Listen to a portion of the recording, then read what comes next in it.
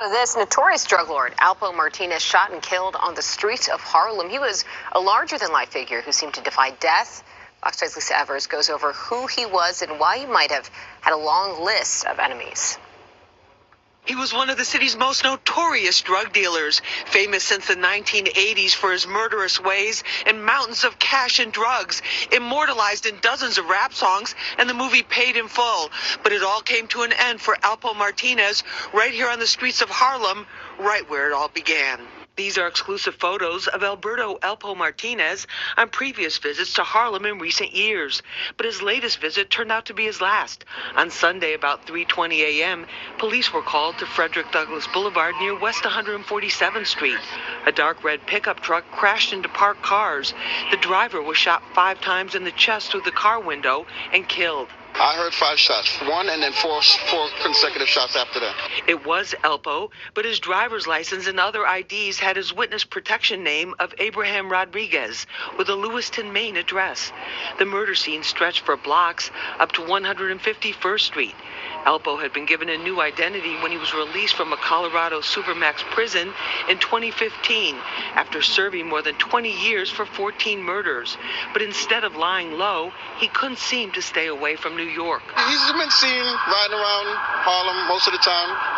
You know, he's been seen down in Harlem a lot. In addition to the murder convictions, Alpo was widely believed to have turned on many of his former associates in order to shave years off what could have been a life sentence. There is no shortage of people who may have wanted payback. Other than him being who he is, this seems to be a thing with guns going on that everyone's, it's getting out of hand with the guns. Everyone seems to have a gun right now. Sources tell me that Alpo may have been shot while sitting in his car further down the block and then tried to drive away to escape. Investigators will be looking at forensic evidence as well as surveillance video to get a clearer picture of what really happened. In Harlem, I'm Lisa Evers, Fox 5 News.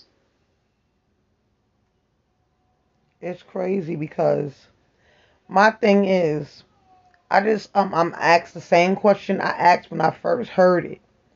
Why was Alpo down here in Harlem on Halloween weekend at 3 in the morning? It just sounds funny.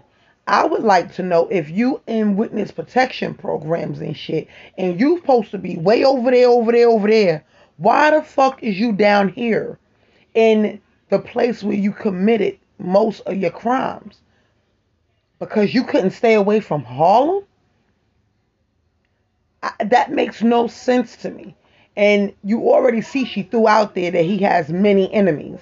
So this is going to be one of those cases that's going to basically probably go unsolved. Because when you have that many enemies and a lot of people don't like you like that, you never know who did the shit.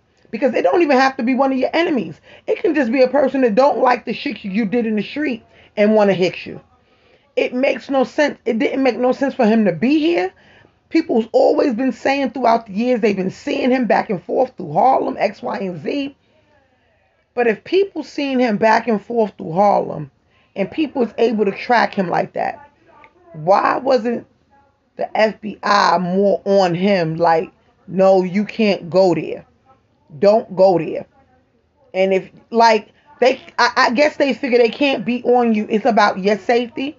And if you don't care about yourself, then why should they? They shouldn't have to be on your back. They gave you a brand new identity.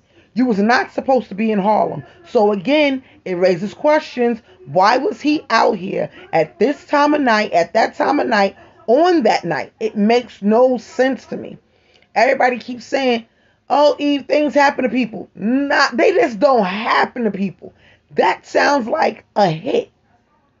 And let's just say it was a hit. Who knew he was coming down here? Who did he tell that he was coming down here? Because somebody had to know that he was outside in Harlem. And it only takes one person to see you in any hood for the word to travel through the streets. All it got to do is one phone call. One phone call, one text will solve all that shit and get niggas hit.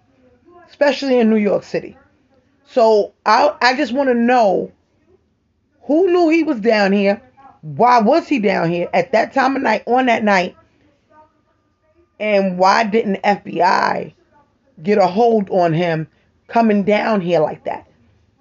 It does not make no sense. But if y'all have some answers, hit me in the comment section. My name is Eve the Weave. Please like, share, and subscribe. I hit y'all back later, YouTube. I got to go.